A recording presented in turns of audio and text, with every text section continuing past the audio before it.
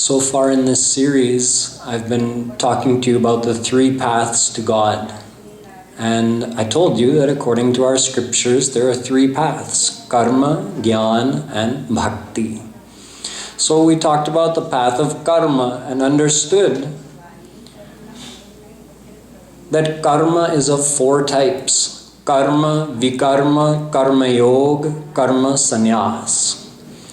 Karma and Vikarma are both done with the attachment of the mind in the world. Karma means doing good karma, Vikarma means doing bad karma. Either one results in worldly bondage. Karma Yoga is done with the attachment of the mind in God, as is Karma Sannyas. Karma Yoga means doing good karma physically as the one doing karma does, but without the attachment of the mind in the world, instead having the mind attached in God. And Karma Sannyas means having the mind attached in God, but not being involved in worldly activities. Both of those result in God realization. But the reason they result in God realization is because of the attachment of the mind in God, which is called Bhakti. So Bhakti means having your mind attached in God. And if you do good karma physically with your mind attached in God, so you did karma plus bhakti, that becomes Karma Yoga, and that can take you to God realization. But karma on its own can only result in a better destiny in your next life, or possibly going to Swarg. But even Swarg is within the material realm where there's no perfect happiness. And as long as you're under Maya, you will have some kind of suffering and you won't find perfect happiness. So karma on its own cannot take us beyond Maya, but karma plus bhakti can. And that is called Karma Yoga, or just bhakti. That's Karma Sannyas. Either one leads to God realization. There's one more thing that people wonder about the path of karma, because we spoke of prayaschit karma, that we've done many bad actions in our past lives. And prayaschit karma is described in the Vedas that if you perform that kind of karma, then it frees you from the effect of those bad actions. It washes away the effect of those actions. So people may wonder that if I'm doing bhakti and not practicing all this Vedic karma, such as prayaschit karma, so how will I wash away the effects of my past sins? You see, bhakti is very powerful compared to karma when it comes to washing away sins. To wash away the effect of a sin by practicing prayaschit karma, it's a very long process. For each and every sin, you have to know what sin you did.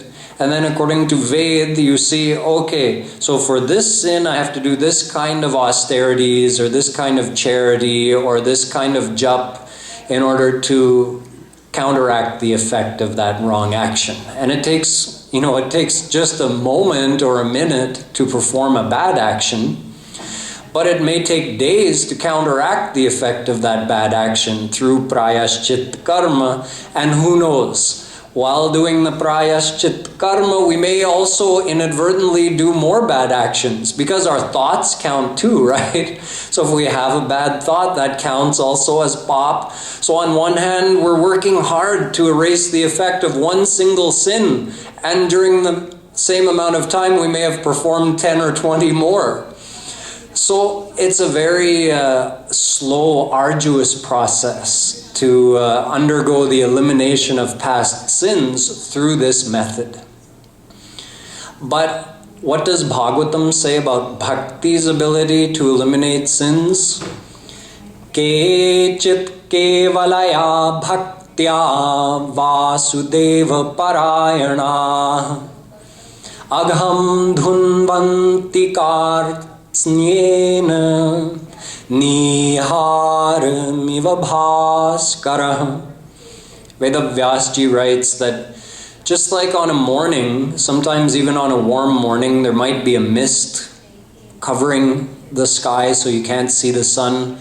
But once the sun gets up high enough, it just burns away all those mist droplets and all the droplets of dew everywhere. Just the power of the sun dries everything out in a very short time.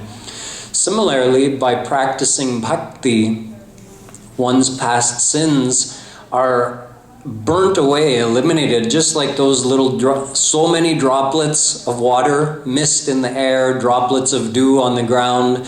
Like that, we have uncountable past sins, and bhakti has the ability to wash them all away. Dharma satyadayo peto vidyava tapasanvita madbhaktya petamaatmanam na samyak prapunati. This is also a verse from the Bhagavatam, where Shri Krishna himself is talking to Uddhav, and he says that my bhakti is the most powerful cleaning agent that you can have for the mind. And keep in mind that bhakti means attachment of the mind to Krishna. What kind of attachment? The attachment you feel when you love someone so much that when you remember them, you feel a thrill in your heart. And when you are separated from them, you feel a longing that brings tears.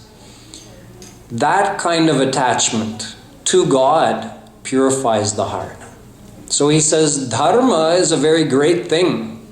Dharma satya dayopeta. Dharma, good actions, with satya, means being truthful, with daya, being compassionate and merciful to others. He says that's the best kind of dharma. And vidya, tapasanvita, knowledge combined with austerity is also a very great thing. But that karma, dharma, and that gyan, na samyak prapunati. It doesn't have the ability to fully clean your heart. See, where are the sins? In here. So when we talk of cleaning sins, we talk of cleaning the heart. It means the same thing. If you want to eliminate your past sins, it means you have to clean your heart. And here, Shri Krishna himself is saying that karma, dharma, it's a very good thing. And gyan, it's a very good thing. But na samyak. Samyak means completely. Prapunati.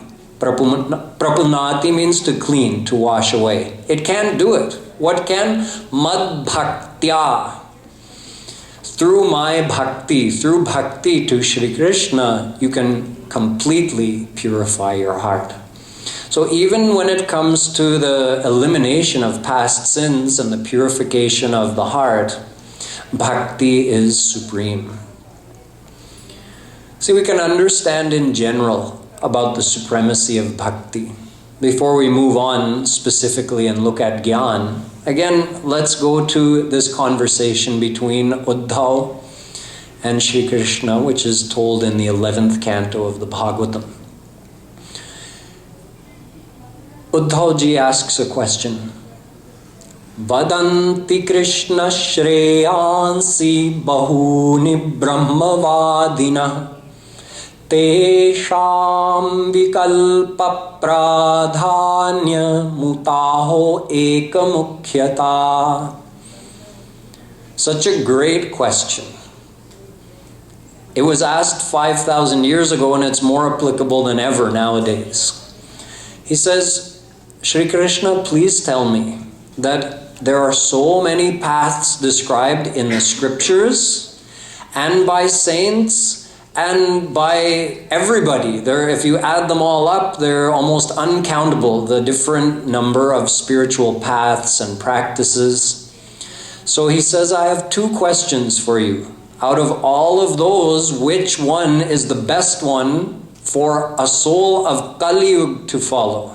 Because in Kali Yuga, people have less ability to study, remember, understand, practice. We're very distracted and we have limited time. So he says, considering that, which of these paths is best?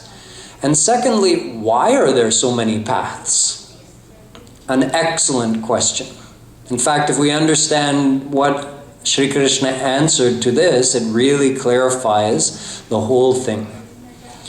So he says, first of all, Arjun, Kalena nashta pralaye Varniyam Veda Sangita Adau Brahmane Prokta Dharmo Yasyam Madatmaka.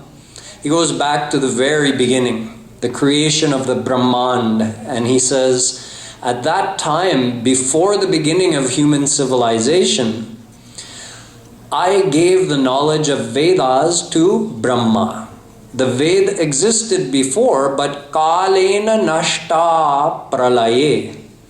When there was a pralay, because the existence of souls and God in the world, it goes on for eternity, but in a cyclical fashion. So there's a Srishti and then there's a Pralay. Srishti means where we are now. This is the creation phase or manifested phase of the universe. And Pralay means the dissolved form of the universe. So because of the Pralay, the actual Ved was lost from the world, but it wasn't lost because it resides eternally within Krishna. So he says, I gave the Ved again to Brahma for him to make known in the world.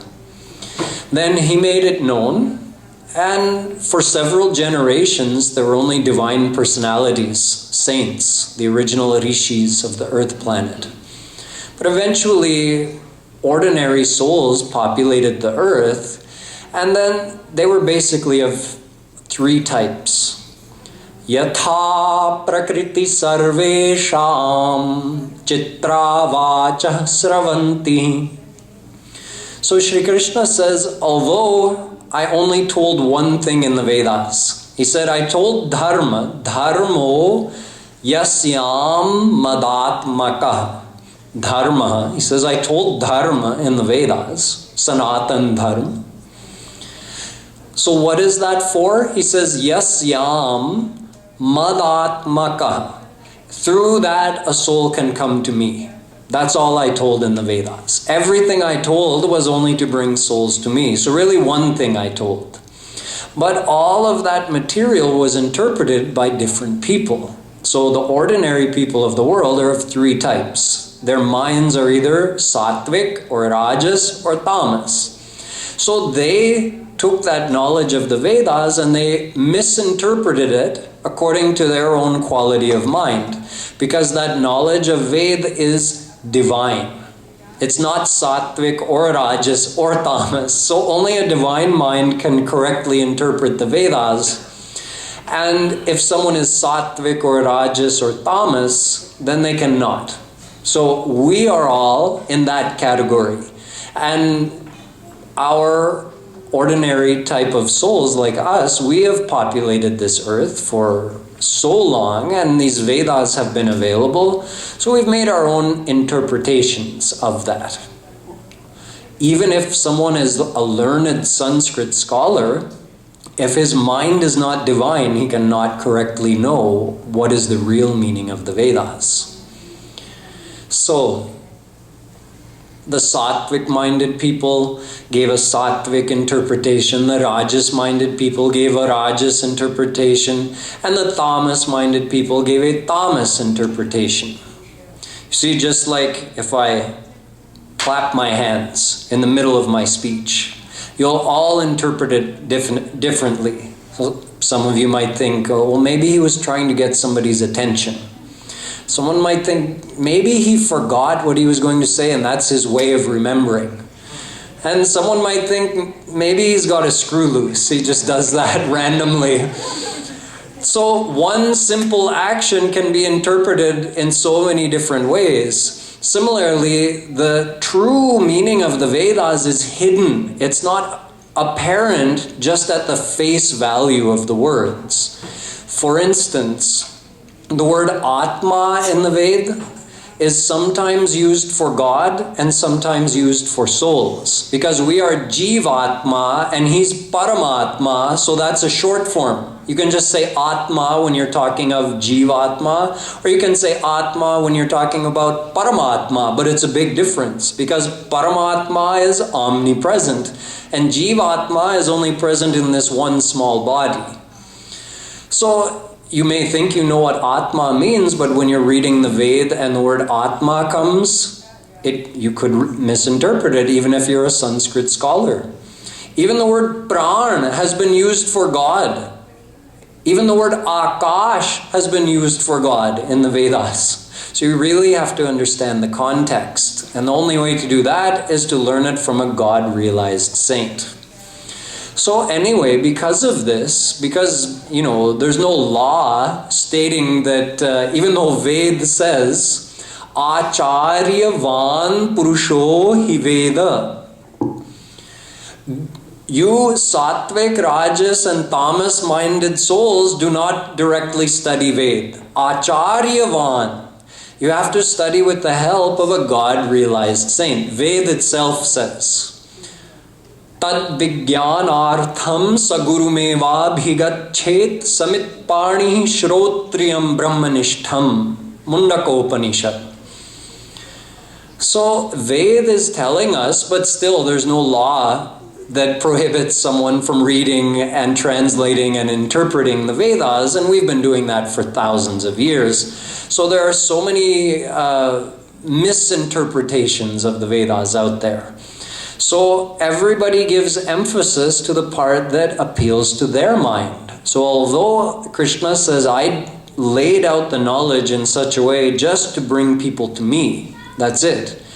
Yet, Dharmameke yashaschanye kamam satyam damam shamam anye vadanti swartham va aishwaryam tyag bhojanam kechit yagya tapodanam vratani niyaman. He says, but out of that, people found all these different things mentioned in the Vedas, and each one, whatever appealed to them, they gave more emphasis to that. Someone said dharma, karma. Someone said vrat. Someone said yam. Someone said niyam. Someone said control your senses. Someone said aishwaryam, just get power. Someone said nam kamao, just become famous, because when you're gone, the only thing left is your name. Someone said kam and bhojanam, just fulfill your desires. Just eat to your heart's content. That's all this world is good for. Someone else says, no, satyam, be truthful all the time in every situation. Someone else says, do yagya. Someone else says, do tap. Someone else says, do dan. And all of this is mentioned in the Vedas. But as I explained, these are all preliminary practices to elevate a person's consciousness and at least encourage them to do good actions. And eventually they'll come to the point where they desire God. But if someone thinks that these actions are the be-all and the end-all, and just by following these spiritual practices, they're going to get to their ultimate goal of God realization, Krishna says no. Adyantavanta evaisham loka karma vinirmita dukkho darkastamo nishtha Chudrananda Shucharpita. He says, from that regard, all of those other practices are wrong. He says, they all have Adyantavanta Phal. Adi Antavant. Adi, beginning, Ant, end. The outcome that they give, all of those practices, it gives a temporary good result. But nothing permanent, no God realization. So Krishna says, from that perspective, all of them are wrong. If someone follows those paths thinking that it's going to give them freedom from Maya and God realization, then they're wrong.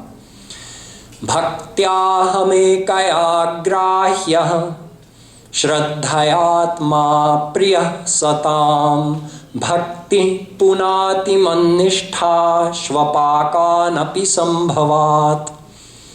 He says, Bhaktyaham grahyaha. I am only attainable through bhakti. Such a clear picture.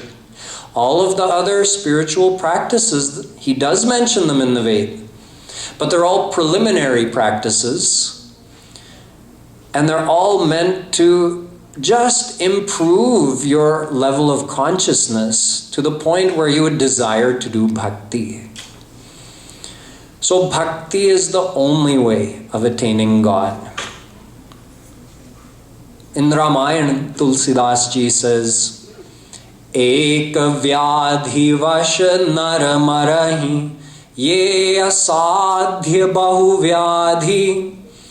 He says a person can perish from one single physical ailment, but human beings are afflicted by untold number of mental ailments. It's amazing that they survive at all. We have anger and jealousy and hatred and all these things that really bother our mind all the time. They're really mental afflictions or diseases. And we try to become better. We try to become good.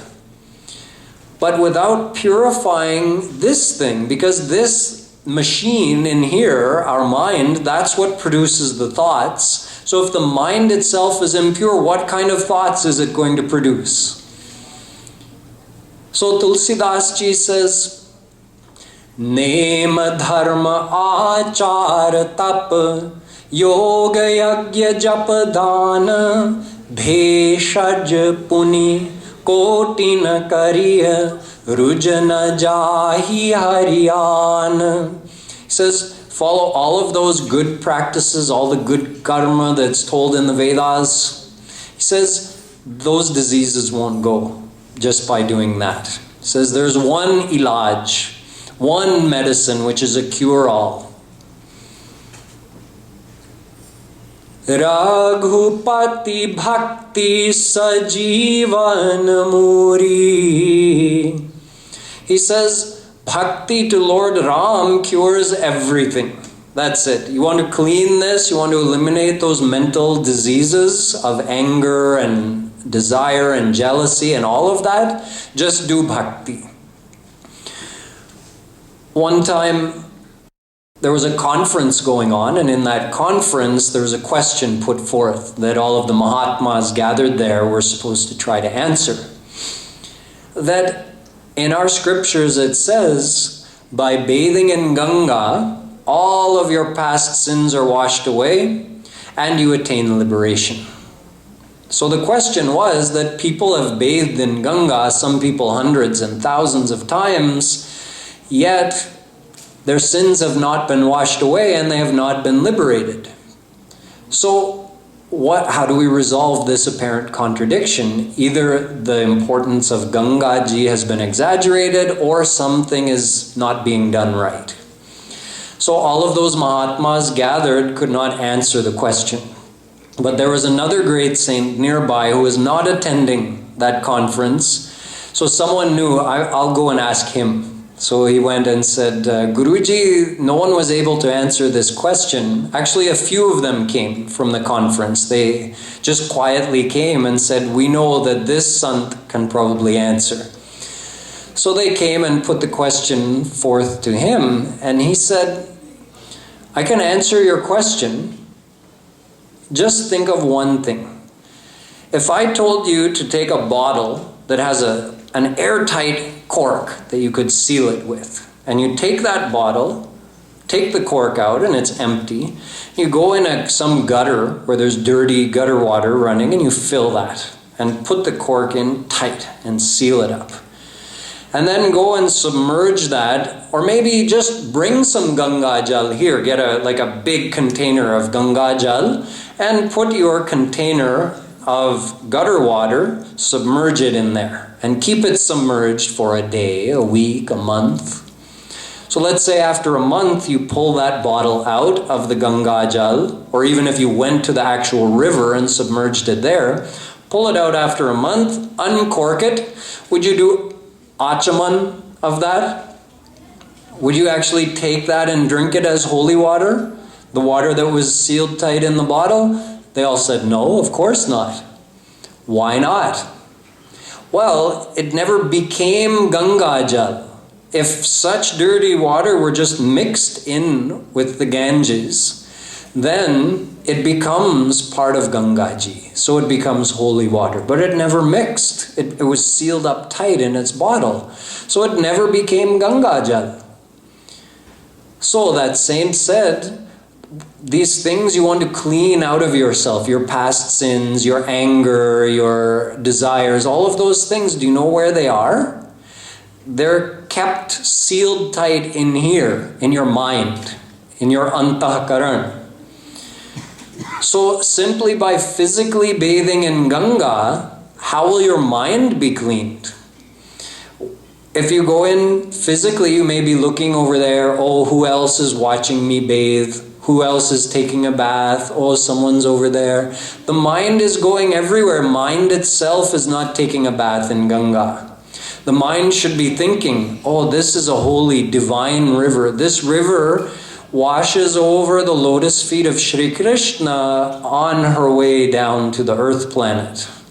This is the holy river of Ganga. So with such faith, if we bathe in Ganga, then the mind could be purified, otherwise not.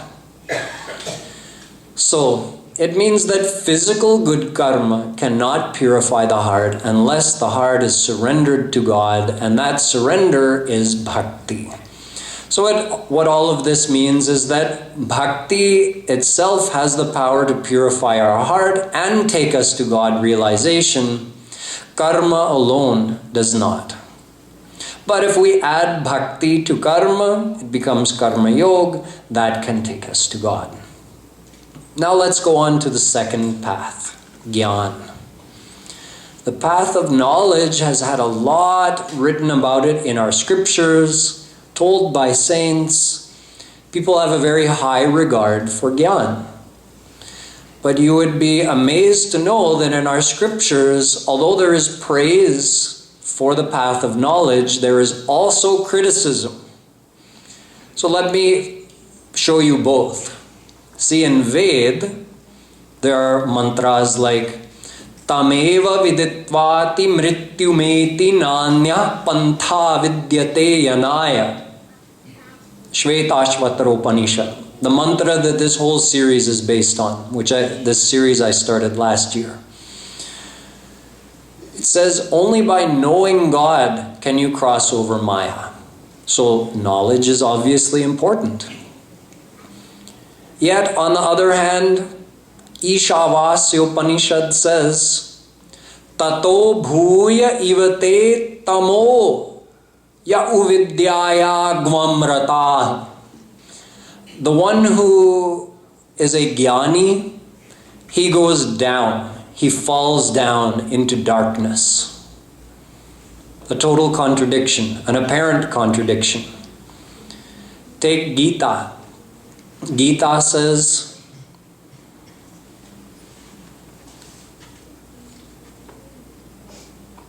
there's nothing more purifying than Gyan, than knowledge.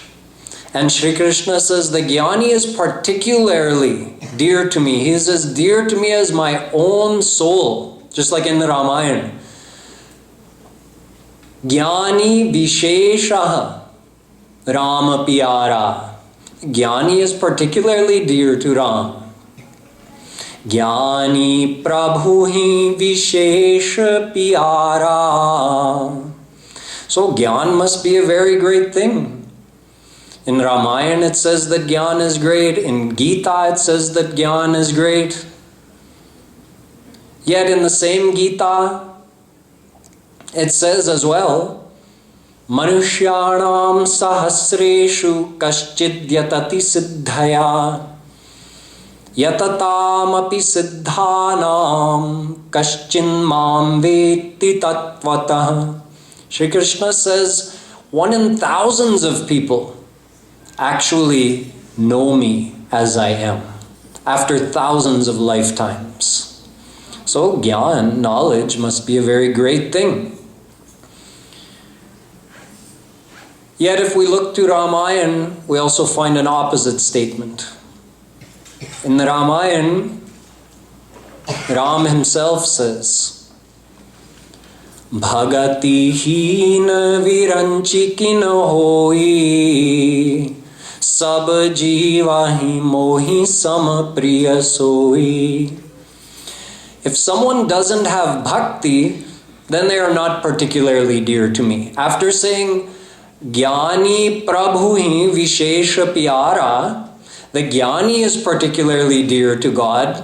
Now Ramayana is saying, no. If he doesn't have bhakti, he's not dear to God at all. Then look at the next step Tulsidas ji takes. Te jad kam dhenu griha tyagi, khojat aku phirahi payalagi.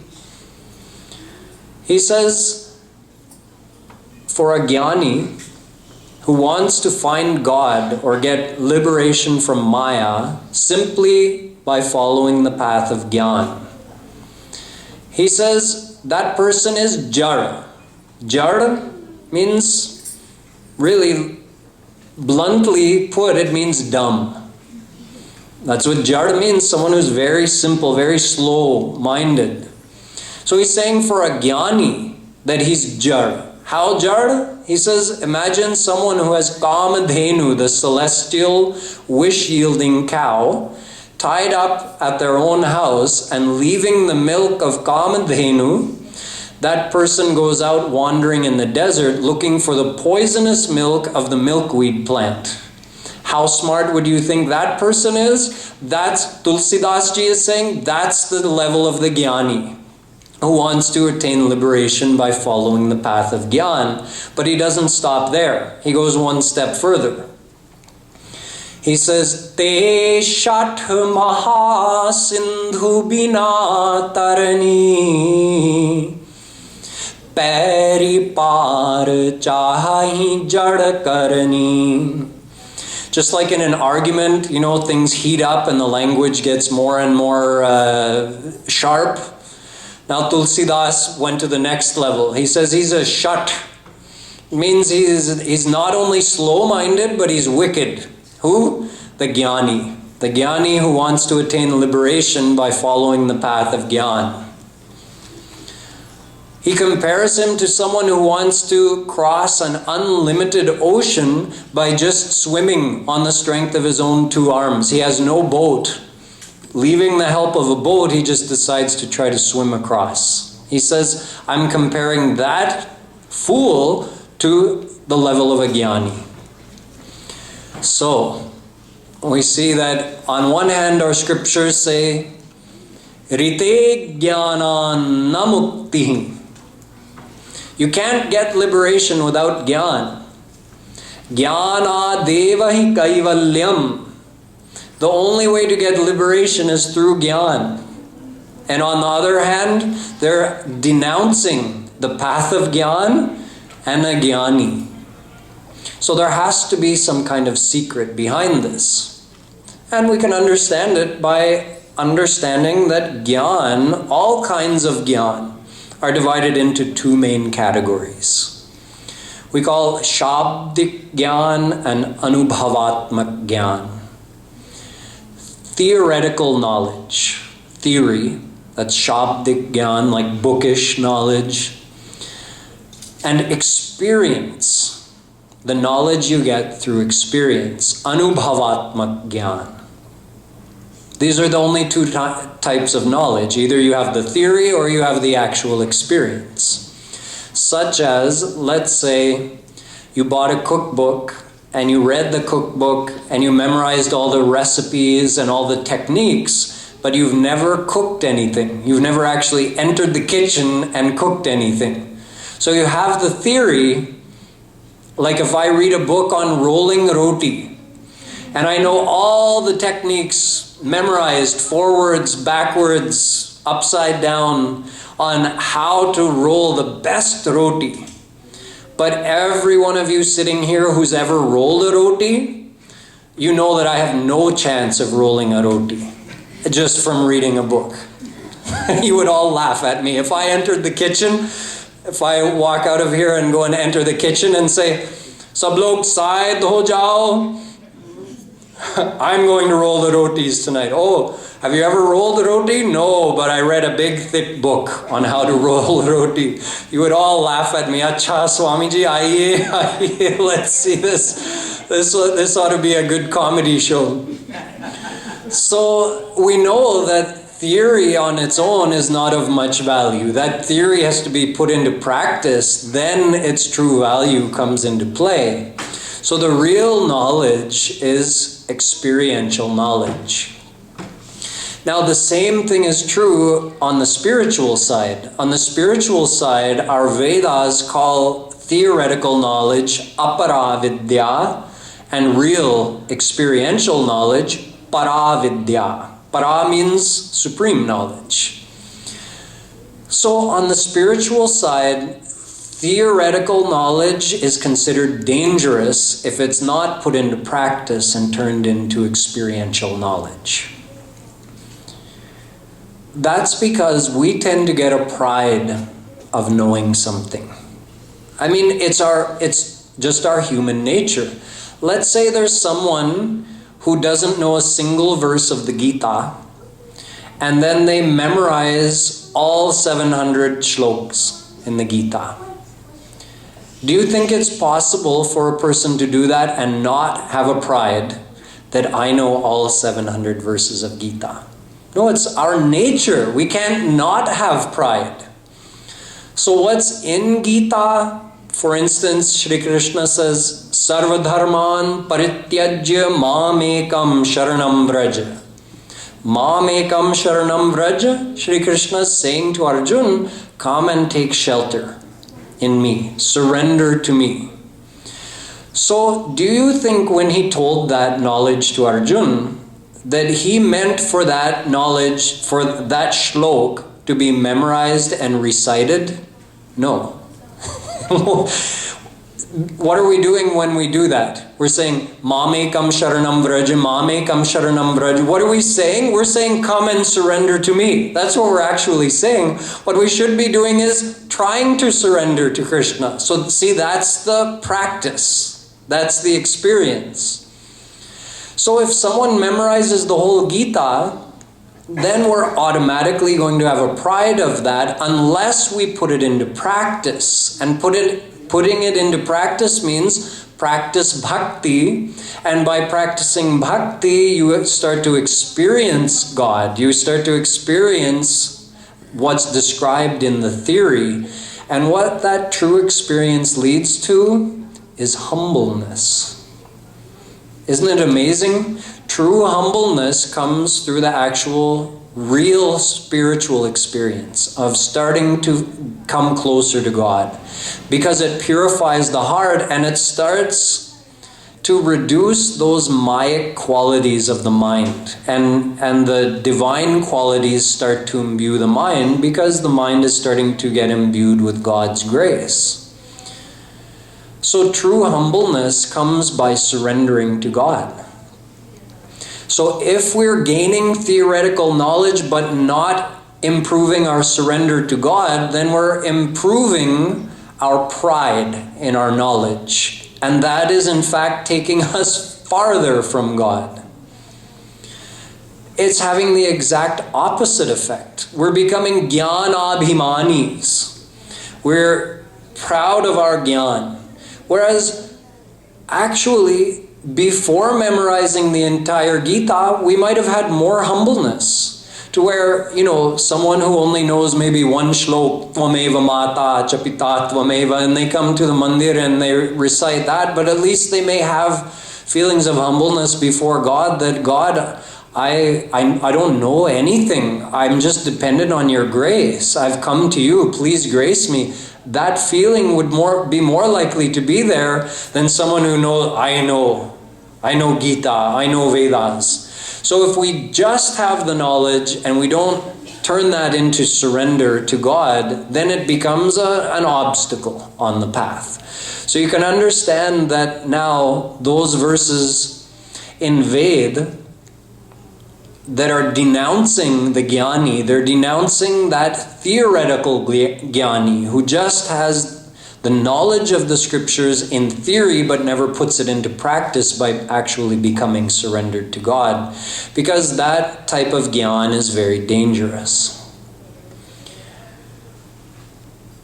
You see, Gyan has to be put into practice. There's a story of during Shankaracharya's time, there was a great scholar named Mandan Mishra. So Mandan Mishra was famous for being a great scholar, and all the other scholars, including Shankaracharya, used to come to his home and they would have debates on scriptural philosophy.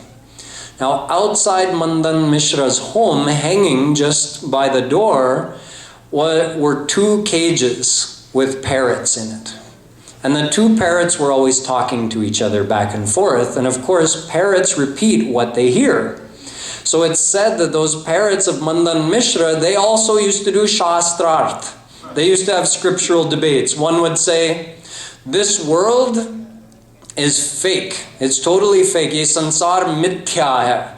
And the other parrot would say, no, this world is real. Ye sansar satya hai.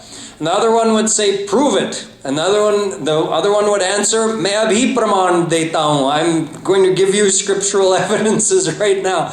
They're going back and forth. They have no idea what they're saying. It's like the parrot that was taught by his human owner, because he wanted his parrot not to ever get caught in a hunter's net. So he taught the parrot that, now bird, don't ever go and sit on the rope, because that rope is part of the hunter's net. So the parrot would always say, don't sit on the rope. Don't sit on the rope. He'd repeat that to himself all the time. But one day he got out of the cage and he flew around in the jungle and he went and sat on the rope, and he's sitting there on the hunter's net, sitting on that rope, saying to himself, don't sit on the rope, which is part of the hunter's net. And of course he got caught by the hunter. So this is like, if we just have spiritual knowledge and never put it into practice, hamara yahi hal hai. Like having, you see, here's an example of how spiritual knowledge is meant to be put into practice. There was a great saint long ago, a great king, named Raja Bhoj. So in Raja Bhoj's kingdom, there was a very poor Brahman who wanted to get his daughter married, and he had no funds, he had no resources to make that happen. So he thought, I'm so poor and Raja Bhoj has so much, so using my great intelligence, I'll find a way to enter his castle, his palace, and I'll steal what I need for this wedding. So this Pandit was very learned in all the scriptures, and he was very intelligent, and he found a way somehow to get past the gate and past the guards and into that palace at night. And since it was night, the whole palace was dark and quiet and everyone was asleep. And of course there were some guards, but he avoided those. Now he started trying to steal. So he went and he saw a big golden candle holder. And he went and he put his hand on that, and as he picked it up, he remembered in what Ved it's told that if you steal gold, you get this kind of punishment in Narak. So he put it down. He said, I won't steal gold, I'll steal silver. When he found something silver, and as he was picking it up, then he remembered, in this Ved, it's told that for stealing silver, you get this kind of punishment in this Narak. So he thought, okay, I'll steal diamonds. And the same thing kept happening the whole night. Every time he tried to steal something, he would remember his theoretical knowledge that he has from studying Vedas, and then he would apply that knowledge and say, no, I shouldn't do this.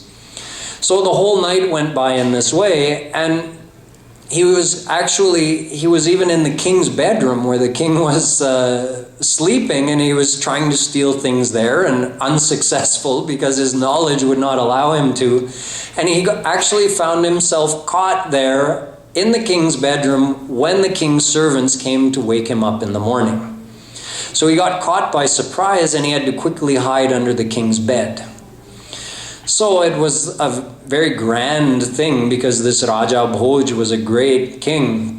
So the servants came in and they were playing trumpets, and there were horses and elephants sounding off in the courtyard, and they were singing songs and waking him up in such a grand royal way. So the king opened his eyes, and he felt so great with all of his material power and luxury and opulence that he just sang a Sanskrit shlok. Cheto hara yuvataya suhrido nukula sadbandhava pranaya garbhagirascha bhritya Valganti danti nivahas taralas turanga. He only sang 3 of the 4 lines of a shlok, and he stopped. So he was just exclaiming that life is so good for me. Look at this. Look at my life. I have people coming to wake me up like this in the morning. I have so much wealth and power. Everybody loves me. I have a good family. All my subjects are favorably disposed towards me. My servants love me. Look at my life. Now the Pandit hiding under the bed couldn't contain himself.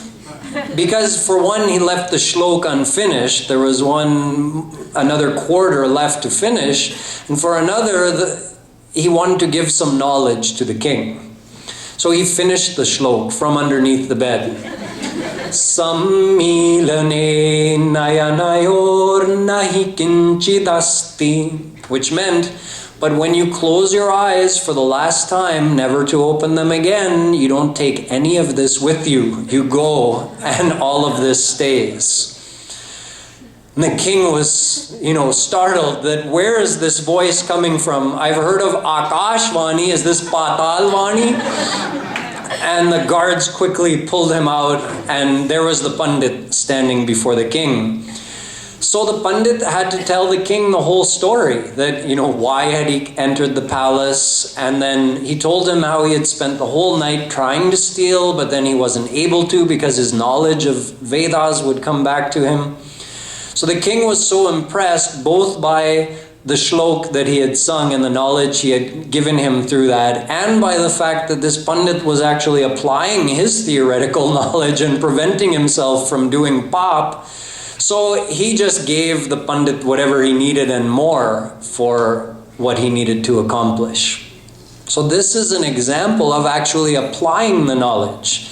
Most of the time, whatever theoretical spiritual knowledge we have, it remains like a holstered weapon. Like it's there, but we never use it. Like, let's say you have some pepper spray or mace, and you're walking home one night through some neighborhood, and someone comes to steal your wallet and your money. So during that time, he might hit you, he might abuse you, he might take your things, and then once he's gone, then you remember, oh yeah, I had that pepper spray. Wo kis kaam ka tha? That's what spiritual knowledge is like for us. Most of the time we have this theoretical knowledge, we never actually put it into practice. Like the shopkeeper's son who was scolded by his father that, son, why don't you ever go to the mandir and listen when those Babajis and those Mahatmas come and they talk about good things? You should also go. I go all the time. He said, okay, father, tonight I'll go. So he went and he listened, and that night the Babaji was telling about Harishchandra and being truthful. So then the next day in the shop, he was practicing truthfulness. So he was telling all the customers, this is the cost value of this, and we've marked it up this much. So I'm asking you for this much, and this is my profit margin. So once the customer had left, his father came, ek jhapad lagaya. Bevakoof, kya kar raha hai? Father, I'm just applying what I learned in the katha last night. It was about Harishchandra and about being truthful. He says, katha sunne ki akal bhi chahiye na. There's a method of listening to that spiritual knowledge. You're so silly. You go to one katha and it had such a big effect on you. I've been listening to these katha for years. It's had no such effect on me because I know how to listen. Son, you listen, I'm going to tell you the secret. When they're talking, it's like you hold out your shawl like this and all the good words come in and you take everything they say and you keep it here with you. That's how you're supposed to listen. Then when the katha is over and it's time to get up, then... So it's good, you listen to it, but just leave it there. Don't take it home with you. And so this is the level of theory if it isn't put into practice. So now you understand that our scriptures have denounced such theoretical learning if it's only there as a theory and it's never put into practice. And if we put that knowledge into practice, spiritually speaking, and here we have to talk about the path of Gyan, it's actually divided into two more categories. So experiential knowledge is divided into two categories. And again, the scriptures actually denounce one category of experiential knowledge and praise the second category of experiential knowledge. But what those two categories of experiential knowledge are and why one is praised and the other one is criticized, I will tell you tomorrow.